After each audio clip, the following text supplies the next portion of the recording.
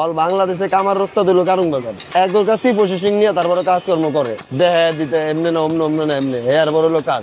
ছোটবেলাতেই আমি আগুনে পুরা কাজ করতে আসি, আমার কাজটাই আগুনের কাজ। আর আমার এই কাজের বয়স প্রায় 20-22 বছরের উপরে। আর এটা আমি একা না, এটা আমার বাপ দাদারা 14 কিছু সবাই করে গেছে, সবাই আছে ভালো, আমিও ভালো আছি।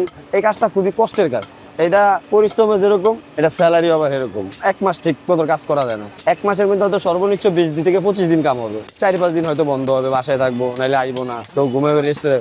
অদ্ভুতের কোনো শেষ নেই ভাই, অদ্ভুত বহুত কিছু আছে। কেউ লোক কাটার বানা, এটা আমরা কেউ নরুল, সবাই তো আর নরুল দিয়ে লোক কাটে না। এটা হলো মনে করেন যারা পূর্বের লেভেল লোক, এরা তো বেলেট দিয়ে এই কাটার দিয়ে লোক কাটে না, এরা কাটে নরুল দিয়ে, যে নরুলটাকে আমার ধনে বানাইতে হয়, কলপাত দিয়ে বানিয়ে দিতে হয়। তো নরুলের দাম বেশি না, কিন্তু সবচেয়ে হলো বানানোর জিনিসটা হলো ভয়ঙ্কর, সবাই বানাইতে পারে না, বানাই না কারিগর সবাই না, 100-র ভিতরে 2-1 জন, এর বেশি না। এটা নুরুল বানাইলে তাও কম না, 1500-1600 টাকা খরচ। ওটার ওইটাও মাত্র মনে করেন 20 গ্রাম। ওটা বানাইতে পরিশ্রম বেশি, আর ওটা মনে করেন সূক্ষ্ম মাথায় বানাইতে হয়, সময় লাগে, টাইম লাগে। ওটা আগের ময়মুরব্বীরা ব্যবহার করিয়া গেছে, পূর্ব আমলে হেরা ব্যবহার করিয়া গেছে। ওটার ভিত্তি কিছুই নেই, ওটা হলো কলপাত দিয়ে বানানো লাগে। ওটা দিয়ে লোক কাটলে কোনো জীবাণু থাকে না, যেরকম বেলেট দিয়ে কাটলে সমস্যা হয়, কাটার দিয়ে কাটতে গেলে ডায়াবেটিস লাগলে সমস্যা হইব। হ্যাঁ, নুরুল মনে করেন ছোট জিনিস, ওটা দিয়ে হাত কাটতে গেলে কোনো সমস্যা নেই, এটা আগুনে পোড়া দেওয়া জিনিস ছাড়া ওরা ব্যবহার করে। মানুষ মানে যারা বড় লোক তারা ব্যবহার করে, যারা বোঝে তারা ব্যবহার করে, যারা না বোঝে এরা তো নখ দিয়া কাটে, ইয়া দিয়া কাটে।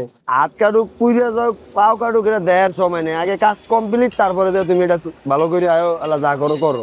আমরা কাজ করি আগুনের, গামও দেয় আগুনের ভিতরে, এমনকি আমরা সুগাইও আগুনের ভিতরে। আর আমাকে কাজটাই হইলো আগুনের কাজ, সুগানোর হইলো আগুনের ভিতরে।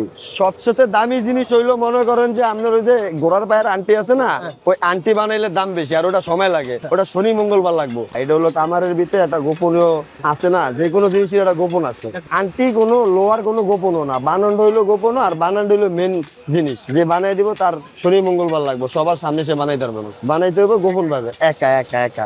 এর ভিতরে আছে, এর ভিতরে যদি কিছু না থাকতো তাহলে তো এরকম বানাইতো না। তাও বানাইতে হবে রাইতে, তো মানে নিরিবিরি, কোনো হইচই মইচই নাই, ঠান্ডা মাথায় বানাইতে হইব। ওটা আছে কারিগরের ভিতরে, ওস্তাদের ভিতরে একটা নিয়ম আছে, নিয়ম আছে। ঘোড়ার পায়ের আন্টিটা মনে করেন যাদের মেজাজ গরম, যারা সবসময় মেজাজ গরম থাকে, তাদের বানায় নেয়, মেজাজ ঠান্ডা লাগে। আবার একবার গরম হয়ে গেলে এর আন্টি খোয়া আবার ঠান্ডা করে দিব।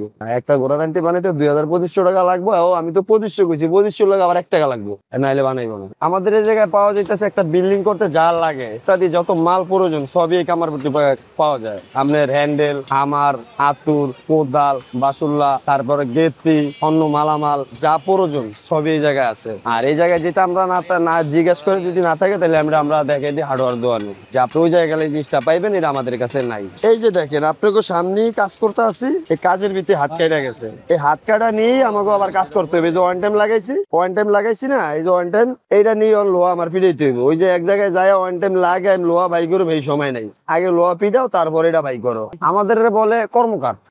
আমরা ঢাকা সিটিতে যত কামার আছে, তারা যে জিনিসটা না পারবো, এই জিনিসটা কারণ বাজারের কামারিয়ারা পারবো। তাদের কাছে এটা মানে মিস্টেকের কোনো কিছু নেই, তাদের সম্ভব।